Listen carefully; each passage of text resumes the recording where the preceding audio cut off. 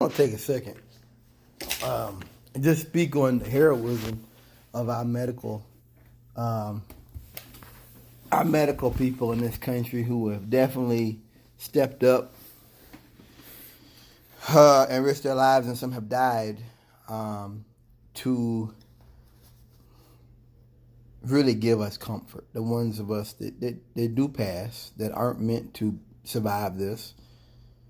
And I want to, I speak about Trump so often, but I want to just speak about just how awesome it is to see people, risk their lives so that others may live. I watched a lady that was on Rachel Maddow the other day.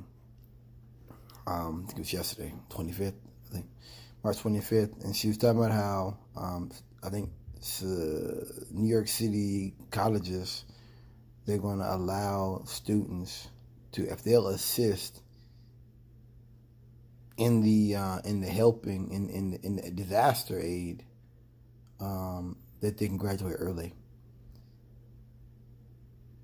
And I don't know, man.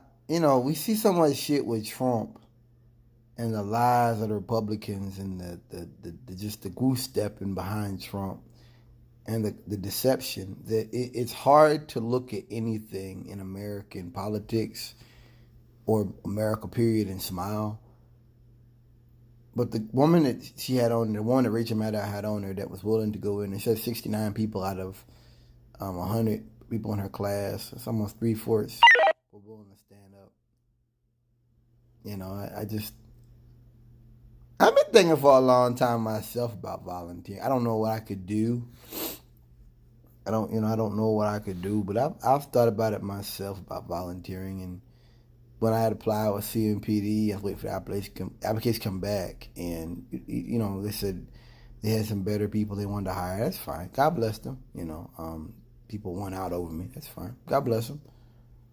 And I thought about what that'd be like. That'd be risking my life in the middle of a pandemic, and that didn't work out. But it wasn't like I was like, I want to pull my name out because of the pandemic. And, it's obviously it's gotten bad. We have more information now. They're not testing people. We know more about the disease now and how it's undercover. These are things that I obviously didn't know about back in, was it December, January when it was like, it was the early part of, the early part of, it's the end of January when I applied. Beginning of February. I had to go to the library down here. Because I already got the application. I'm just going to keep sending it in every time. I didn't say, I don't want to be a police now because of the pandemic. But it did give me room for pause that, hey, this is bad. They're not testing people. I listen to the scanners. I see, crime going up and stuff. And it's really humbling that there's people who are willing to risk their lives out here, knowing that it's like those guys during Black Hawk Down, Randall Shewhart, Gary Gordon.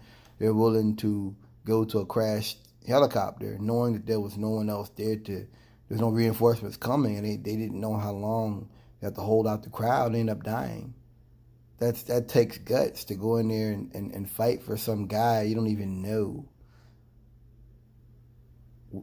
The crisis of indefinite duration. And then I think the helicopter they got out of got shot and had to leave immediately or something like that.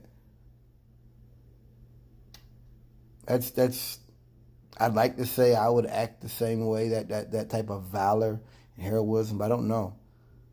And I've been chewing on that. I've been mulling over that all the last couple of hours, getting ready to head out here, and I don't think I would volunteer.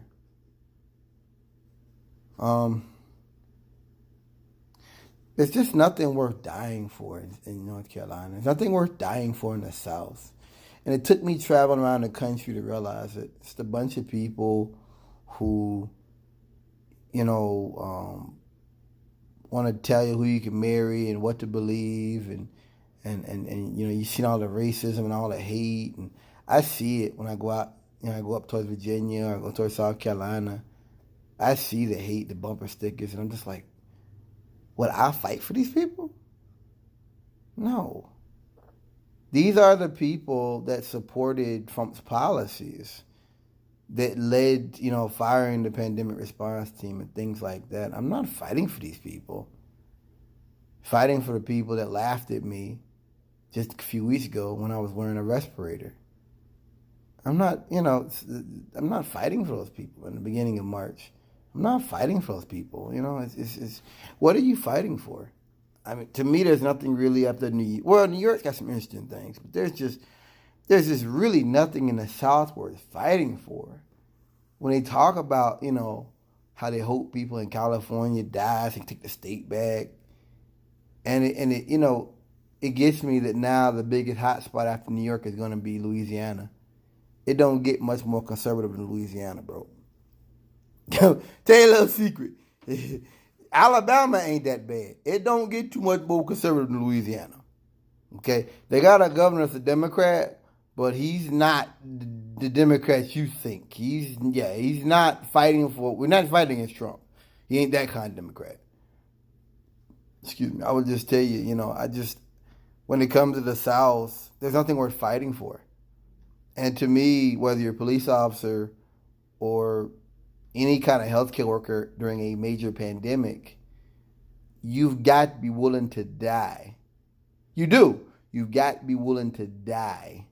Every time you go to work, you have to accept it. And I may go out here right now and pass. You don't know. You never know. But it's just that when you do those kind of jobs, that's a very unique level of danger you're facing. You're really you're facing a serious threat. And the more I look at the fact that Trump, they're not testing people, and the fact that I look at Trump, pushing this narrative that he's going to let old people die, it's kind of like, what's the point? You know what I mean? Maybe I'm being negative. Maybe I'm just being negative here. But what's the point? What's the point of going out here and dying or getting? It will be like working in a hospital for Nazi Germany, and you're like, well, I'm just here to protect the soldiers. I'm not fighting anybody. I'm not putting Jews in ovens and stuff. Really? That's how I feel about America. And that's how I feel about Trump specifically. What are you fighting for? I get it. Just like everybody in Germany during World War II wasn't a fucking Nazi, wasn't pushing for, I'm pretty sure there's plenty of people in Germany who just, like everybody else here, trying to live, trying to work, trying to pay their bills, trying to survive. They're not trying to take over the world. And they weren't really, you didn't have Google back then. You didn't have stuff like that back then. They were able to control the news and the media. Now, later on in the war, it's different.